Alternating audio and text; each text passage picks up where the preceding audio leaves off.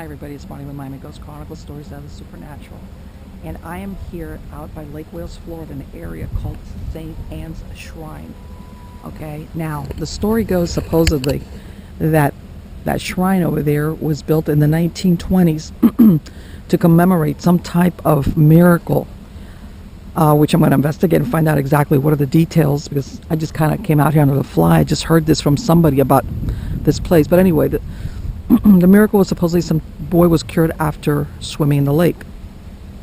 I'll find out if there's any reality to that claim, or it's just, a nice tale. But anyway, this is like a community. I'm going to drive through it in a minute, and it's the community. I could tell by some of the houses that, they were probably built in the 1920s or the 30s.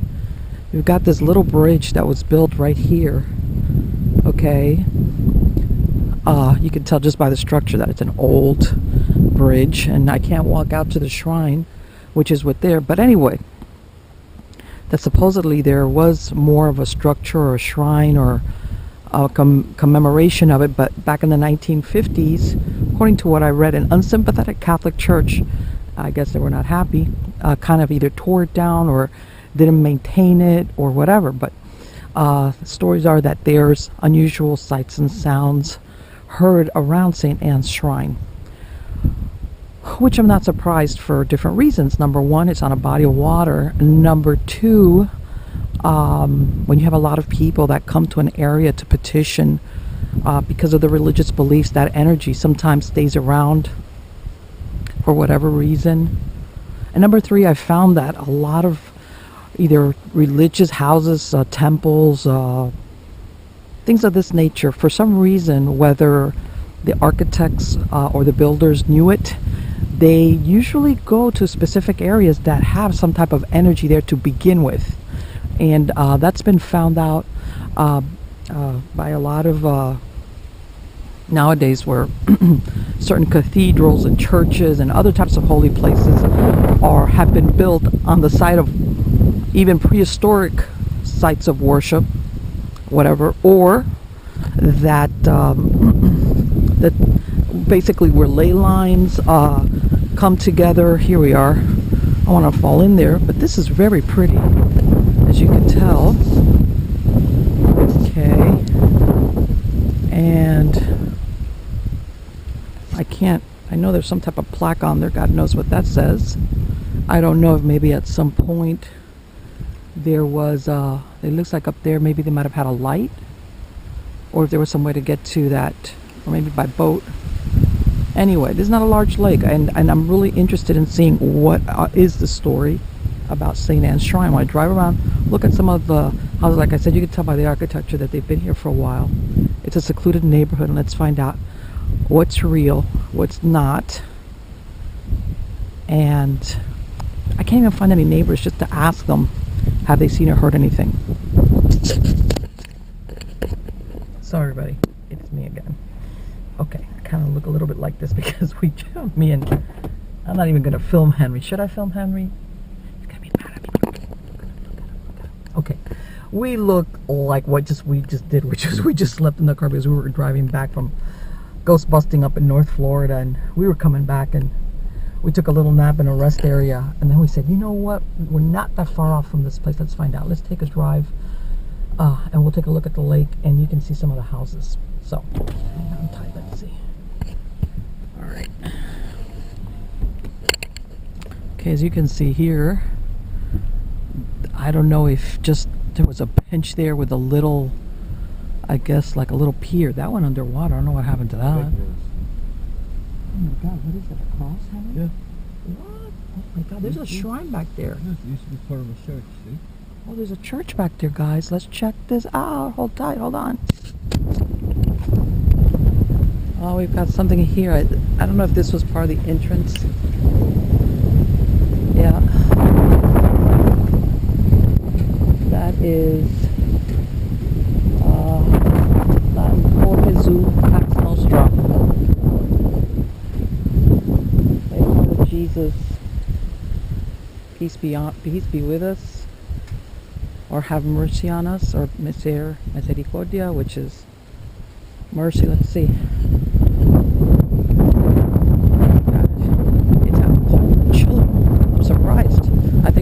arrived in Florida. At least Central Florida. I think what we've got back here is what is left of some church grounds.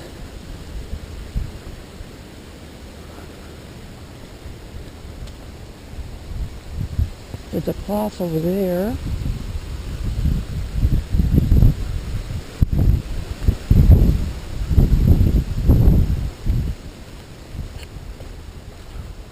Well, I guess, yeah, this is, oh, very, very nice. This is beautiful. Wow. I didn't know that there was still this left. Okay, there's what, I guess where the, oh, wow, this is beautiful. This is so nice. Okay. It says here, in memory of Napoleon Pellicer, born in Canada in 1857, zealous propagator of the devotion to St. Anne in Florida, grateful for his piety and generosity, his fellow citizens are his debtors for this sanctuary, St. Anne's Shrine, which he built and maintained himself. He died and was buried here March 7th of 1942. Wow. And I guess maybe some type of water. This is so beautiful. Yeah, I guess at some point it goes all the way back there, like a little moat. Maybe, I think some of these trees came down from the last Hurricane Maria that just like, yeah, just basically ran us over here in Florida. Ave Maria. This is beautiful. Very, very nice. As you could tell, this is an altar that's been built. And I guess different people come and petition here. St. Anne, which is, this is the statue of St. Anne. And then this is the Virgin Mary. Yes, you could tell that I went to Catholic school for 12 years. Let's see. I guess these are the grounds. Okay, yeah, this is like, you could tell those are like the, I guess it used to feed water in here from there, you could tell, but oh, and this is an altar. This is even though that is what's called Our Lady of Miracles, that version of the Virgin Mary, it says here Little Flower, and there is a saint, which is Saint Teresa. She's known as the Little Flower. I think she was from France. Possibly this is why there's a memorial to her, and that's what I understood from what I read, that the origins of this were some French settlers. Maybe they were French Canadian, the ones that came out here and established, especially that man Pellicer. Maybe that's why he established this for St. Anne. Let's see. And yeah, he died in 1942, but that makes sense. The timeline does coincide with what I heard, which was that it was built in the 1920s, which, by the way, is a testament of the durability of what he built. And I'm starting to understand what they were talking about, an unsympathetic Catholic Church. Is my experience whenever private citizens put up any type of memorial or shrines, and I'm sure people have seen it, you know, where people, for example, say they see the apparition of the Virgin Mary, and people gather. The church does not like that because it's not official. And probably this was not official. This was just one man's devotion. But I bet that a lot of people would come here and pray for miracles. Like I said, we'll find out if it's true. And you could tell that's beautiful. They laid it out with like little tiled decorations, which are beautiful. Look at that. Look at the ND. Sure, that stands in Latin for something. Again, this was probably filled with water. And the Ave Maria, same thing. The flowers, I'm telling you. This man, what he did, shows great devotion. Great devotion. And you know what? I'm the first one that's uninspired by old cathedrals. But when I see architecture like this, it inspires me a lot more than some of the modern churches which I've seen, which are very square, practical, I guess cheap to make. And this is like an altar. I even wonder if any priest ever came out here to say mass. And yeah, that's where you could pray. And I hear something knocking back there, guys. I'm not kidding you. I just heard 3 knocks. And you saw me walk back there. There's nothing back there. There's houses on either side. I just heard a knock back there. Yes. I just heard a knock. 3 knocks. I heard. Did you hear that? Did you hear that? Hold on. Let's see.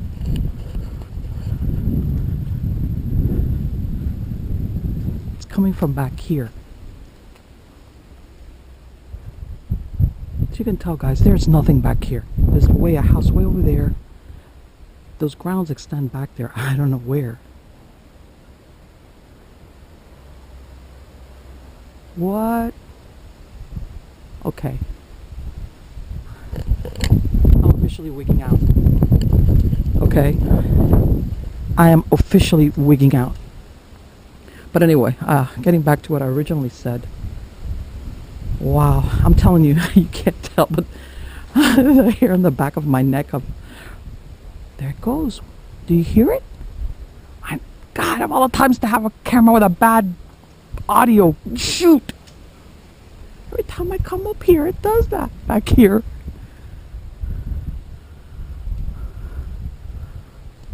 Oh, come on.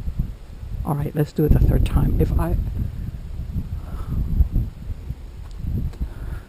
This is what surrounds this. Okay. Now it's coming from over there. Okay, something's going on here. I'm telling you, this, by the way, this is like 6:30 in the morning, just in case I forgot to mention that. That's when I said nobody was out. There was no neighbors for me to go and approach. It's because it's 6:30 in the morning. Maybe close to 7 now. But anyway, they have fresh flowers here. And I wonder, like I said, if the priest ever came, but yeah. This man died in 1942. And it looks like there's some type of upkeep, but I wonder if he built this. I gotta find out about this, because in truth, I am so surprised, because this is so much more than what I thought was going to be here. I really truthfully thought that this was just going to be the shrine that was on the lake. Napoleon Pellicer. Okay. We'll see what we can find out about Mr. Pellicer and his wonderful shrine. And over here,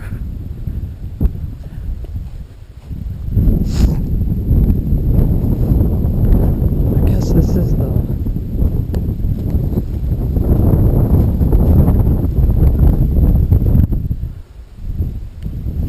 this used to house something. I think this fell over. Yeah, this was the entrance to something.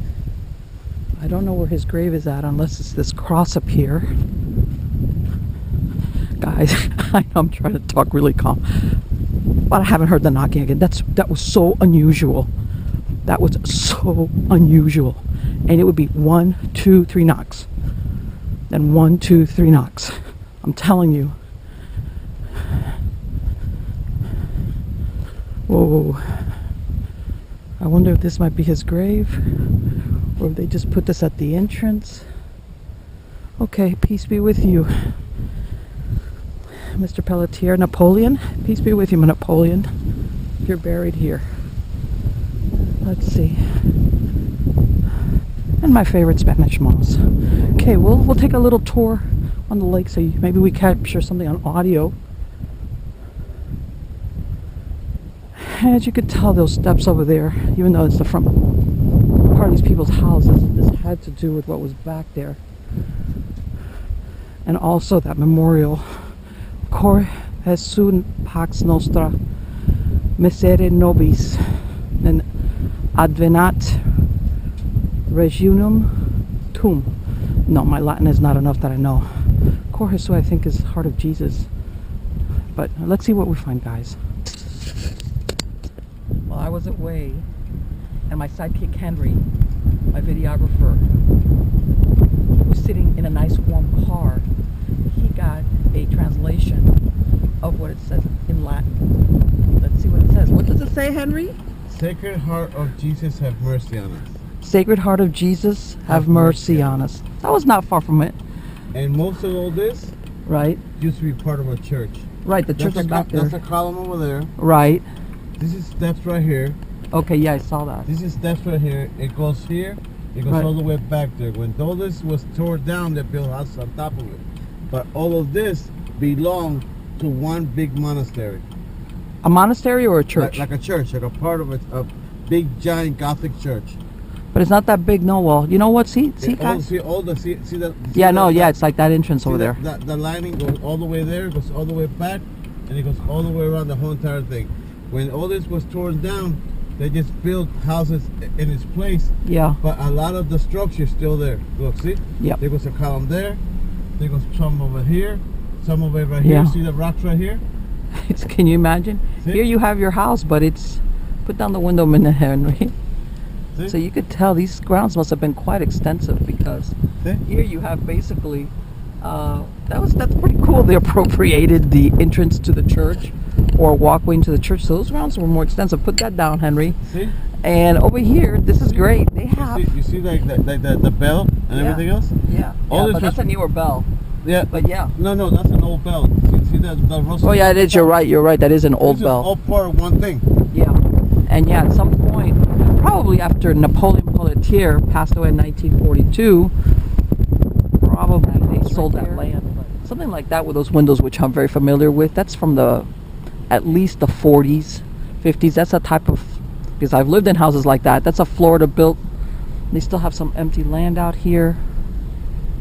Okay.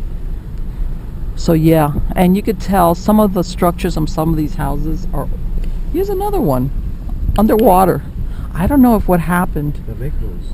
Oh, okay. See, here's some other people that they have the columns, and I don't know if they were just. These are from originally those columns were here, or, that's what that. By the way, the street that goes around, it's called St. Anne's Shrine Road. Okay, and it has a little road that goes up there. But anyway, I wonder if that was there and then it fell into disrepair and then people built out here.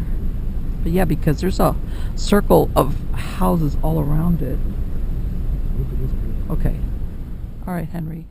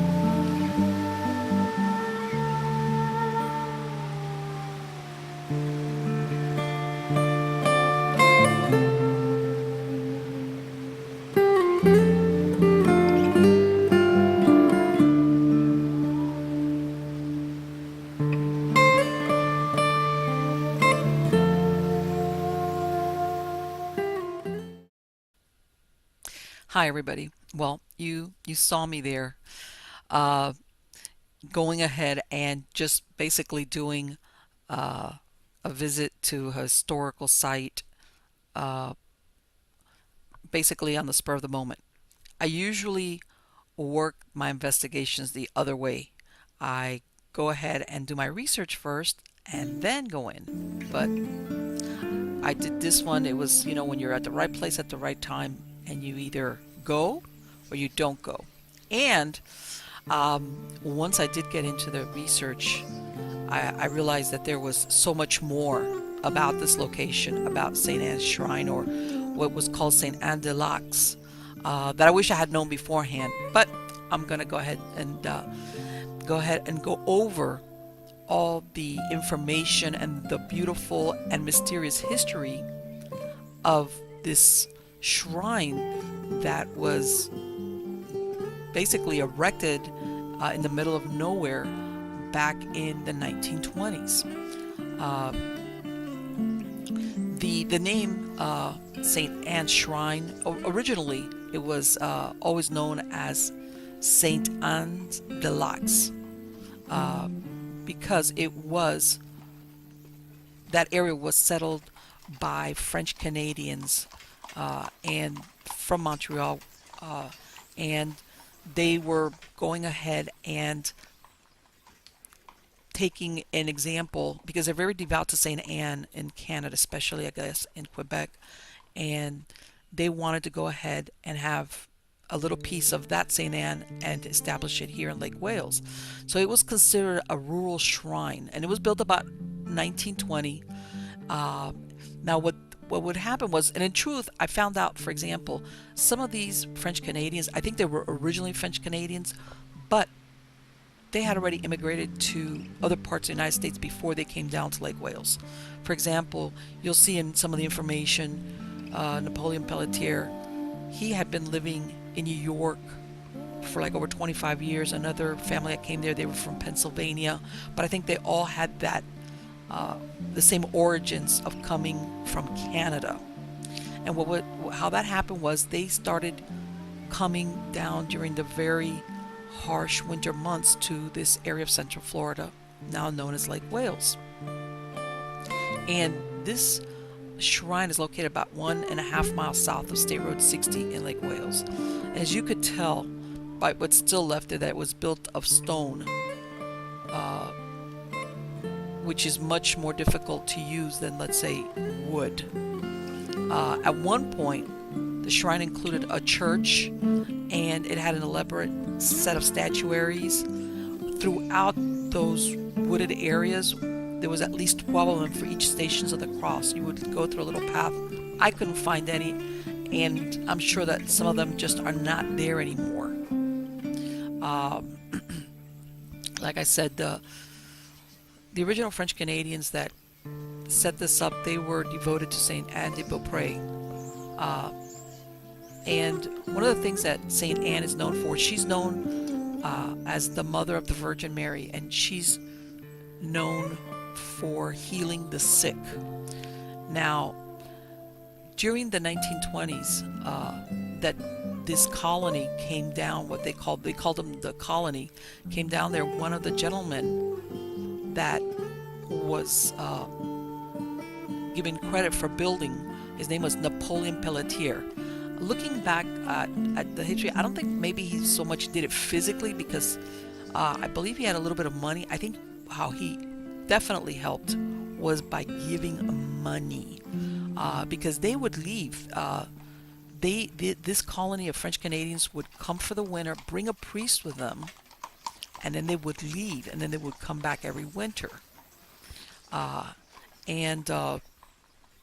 What happened is, during the 20s, once they established this, they would have pilgrims come to this area. They would have two special dates, one in February, which was tied into the sighting in Lourdes, and the other one in July, which was the feast day of Saint Anne.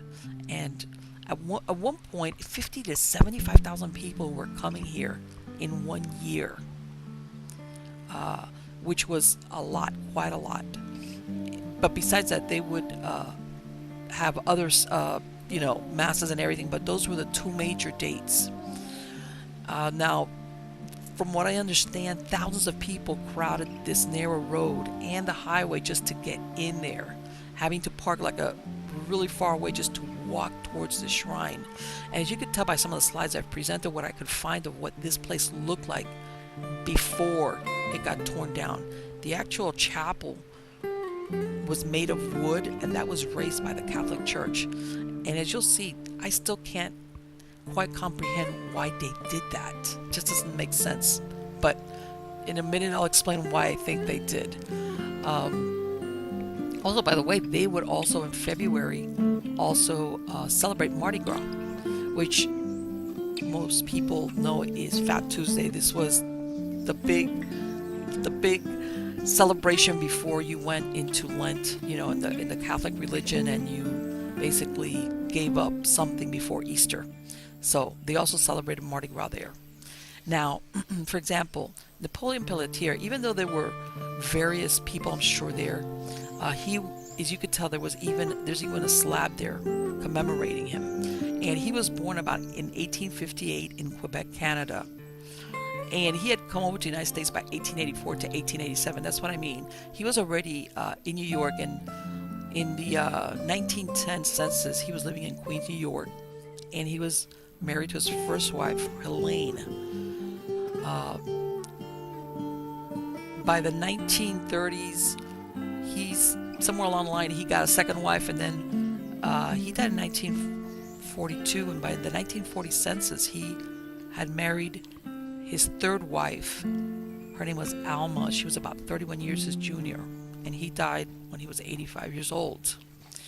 Now, like I said, if you look at the 1930 census, they would refer to this area as a Canadian colony north of Hesperid's Road. So this was how they identified it, even on the census. Like I said, I think that what Pellicer did most was he defrayed all the expenses having to do with the building of everything there, including that grotto, which basically, from what I understand, is trying to replicate the grotto where Our Lady of Lourdes was seen by Saint Bernadette, which, as you could tell, my knowledge of Catholic saints went out the window even after 12 years, where I identified a statue of Saint Bernadette with that of Saint Anne. Shame on me. No, that was Saint Bernadette. Like I said, masses were held there during the during the time the pilgrims were coming, and this was a really, really big deal. Now, as a matter of fact, in July of 1930, a Catholic bishop traveled to Lake Wales, and not only did they have that church, they had what they call Relics of the Saints. Okay, they had 2 relics, I believe, that pertained to Saint Anne. They had one of the True Cross. And if anybody understands anything about the Catholic religion, when you have a church that actually has some type of relics, that's a big deal. And this church had about, I believe, 3. Now, one of the other things that I had read about was that supposedly people were cured there. And first it was Mr. Pellicier's son, then it was after going through different sources, what I found was that Napoleon Pellicier's devotion to Saint Anne was that supposedly when he was very young, he was sick. I don't know if it was tuberculosis, and he had gone to Saint Anne de Beaupré in Canada and was cured. That's why he had this devotion to Saint Anne. But as far as this location, the truth of what the actual, how can I say, miracle, if you want to call it that happened here, was that there was a family that was part of that French colony, and their last name was Marcelier. Now, the Marceliers had a son. He was 19 years old, and he was a hopeless victim of cancer. And they had come down from Pennsylvania, And this young man had cancer on his face. And he even gave information because he lived in that area in Winter Haven for a while. That the doctors had given up on him and he was almost dead. And he says that he prayed to Saint Anne and that the cancer disappeared. Okay, now what happened was his father was an artist and a sculptor, and he had promised that if his son was cured, that he would dedicate himself to basically sculpting and decorating it. And that's exactly what he did. That's exactly what he did. And he said that they built the Biblical Museum, but that was burned to the ground back in 1939. And unfortunately, it was a question of arson. Okay, because he was saying he was living at that location with his father from 1926 to 1939, and that some fanatics came in and destroyed it. I mean, in other words, there was, I guess there was anti-Catholic sentiment. I don't know what to call it. But anyway, that is, from what I understand and from what I could find, the actual truth of the miracle that happened there at the lake. Because it was like a little bit confusing as to, first it was a boy that had tuberculosis and another one that had cancer. And that's basically what the truth is. Even though there is comments by other people that later on, around the time that they basically, desanctified the grounds in the church, that there would be letters that would be received there from all over the world, and people that had come there saying that they had been cured. And the person that wrote it said that unfortunately he had not kept the letters and he wished he had, but that he could remember seeing that they would come from all over the place.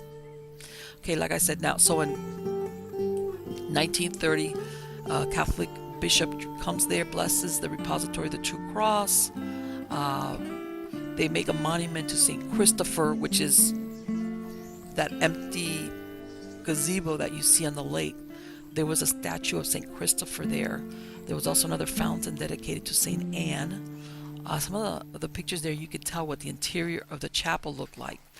And as a matter of fact, those stairs that lead to nowhere, basically those were the stairs that led right into the interior of the chapel. Now, what happened was that when World War II came around, I guess that really the ones that were doing even though people were coming there twice a year, the Canadian pilgrims stopped coming because of the World War II. And it kind of slowed things down. And eventually, in the 1950s, some of the residents were saying that the shrine was becoming too commercialized. And then supposedly by the 1960s, the Catholic Archdiocese of Orlando said that the shrine was obsolete, and they desanctified the church and tore it down. And then, of course, little by little, everything began to disappear. Some of the statues that were in the church were taken to Holy Spirit Catholic Church in Lake Wales, and the diocese has lost track of the others. Back in the 1980s, there was a priest that attempted to sell the site so they could build a house, and all the neighbors basically rose up and they scuttled the deal. And in other words, whatever you see there, the flowers or anything, the upkeep is basically what the people that live there do. This is just whatever's done there. And as you could tell, that there was a lot of stuff, debris. This, like I said, we had Hurricane Irma.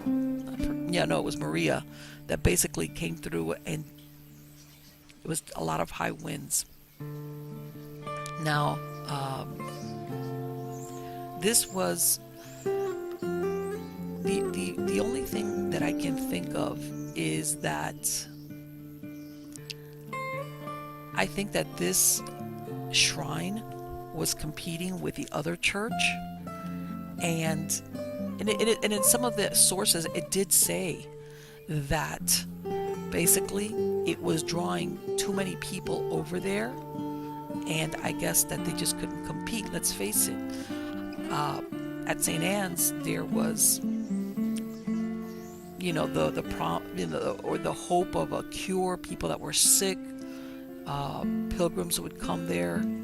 50 to 75,000 people a year is a lot of people, and I think somehow or other, the other church thought that they were losing money. I hate to say it, but that's really at the end of the day what it comes down to: money. And probably they were hurting at their parish, and they weren't just making enough with the people that were living around their church, and I have a feeling that that's why. And it's almost like it's such a beautiful church. I can't understand why the church actually erased it. If you want to desanctify it, because I've seen churches that basically are desanctified, but the structures are still there, and sometimes they're used for other purposes. But they were so thorough in just basically obliterating it that leads me to believe, unfortunately, that at the end of the day it was all driven by money, and money, because all these parishes, they live by what their parishioners give them.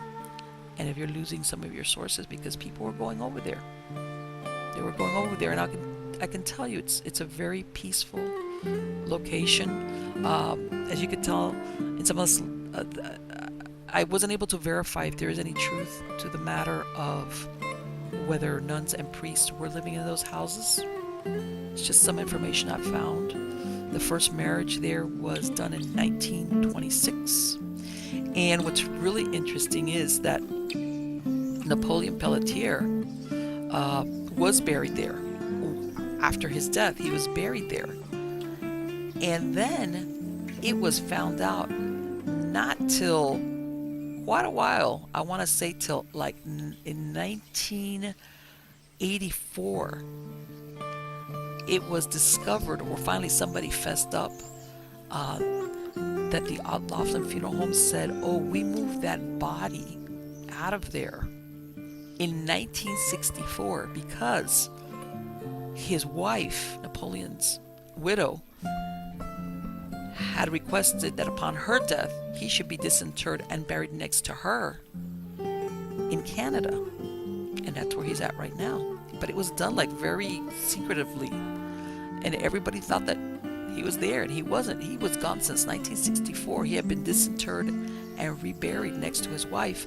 And the only reason why they didn't take that slab was that it was just too heavy. And as far as mysteries, the only thing I could find was that story about that lady, Eleanor Barna. She lived there in St. Anne's Shrine along the road. And at some point, they basically would have, like, I think it was like a Catholic elderly residence area. I don't know if they were asking people that, 55 and over. I don't know exactly. But anyway, 1977, this lady, who's 75 years old, is talking to neighbors. And she just walks away from them. She's talking to them. Her husband is there. And she was in her yard with her husband. She's talking with the neighbors, and this was on a Friday, when she just turns away, walks towards her house, and disappears. Later on, they can't find her. They had 250 deputies, Florida National Guardsmen, CB Radio Club members, and a bunch of volunteers searching the community. They even went into the houses. They went into the woods, but they could find no trace of this lady. They even went into the... They even had divers from the county search and rescue unit come out there to go into the lakes, thinking somehow or other that she ended up there. Because, like I said, since she lived right there, the lake was right across in front of her home, right on the west side. And they couldn't find anything. And she was found a few days later. Her body was found in an orange grove that's right there next to that area. And eventually it was determined that the only information I could find was that she had died of natural means. But that was so unusual, because this lady didn't like act sick or feel ill and collapse. She just turned and walked away, left everybody there. By the time they realized she wasn't in the house, she was gone for a few days, and then the next thing, they find her body in an orange grove right next to where her house is at. That was very, very unusual. Very unusual. And now I'm going to get to the good part, which is, well, I was standing there, and I'm going to repeat this. It was about between 6:30 and 7 in the morning. I wasn't kidding when I said that we had just gotten up a little while before, because we had gotten some shut-eye at a rest stop. And then I just remembered on my way back, let me stop in here. I really didn't expect that I was going to find what I found. I thought that the only thing that there was that little monument in the lake. And when I was standing there, I heard 3 knocks. And like I said, I drove around there. You could tell there was nobody out. It was 6:30 in the morning. And I heard 3 knocks. And I said, that's really weird. But I heard it coming from like behind where the grotto is at. To the point that's why I walked back there. And there's nothing back there. Then I walked to the front and I heard it again. And I was really upset, because I know that the audio on this camera is really poor. But in truth, I didn't expect that I was going to hear something that it would have been great to record. Something that there was just no way for me to. If I would have known, believe me, I would have had the best microphone. And that happened to me. I want to say that I heard those 3 separate knocks, sets of 3s, like maybe 4 times. Even though I might not have come across that way, I was flabbergasted, because I really couldn't account from where those noises were coming from. I don't know. Even now, I can't explain it. Overall, this is a very beautiful place, and it's a shame that basically it's been left to decay, because I imagine that the people that live around there can only do so much. And I just don't understand that after being so popular and receiving such recognition and everything, that it was just almost within 30 years, the church just decided to make believe it didn't exist, which is a true shame. So if you guys are ever in the area of Central Florida and Lake Wales, I urge you to take a visit there. It's beautiful. It's very serene. There's quite a mysterious charm about it, just because, and even more so when you realize how many pieces, how many buildings, how many walkways just do not exist anymore. And I imagine that those families, like all others, they just moved away. And that was the end of that. So again, guys, I hope you liked this video. Please subscribe to my channel. Hit the like button. Catch me on Facebook and on Twitter.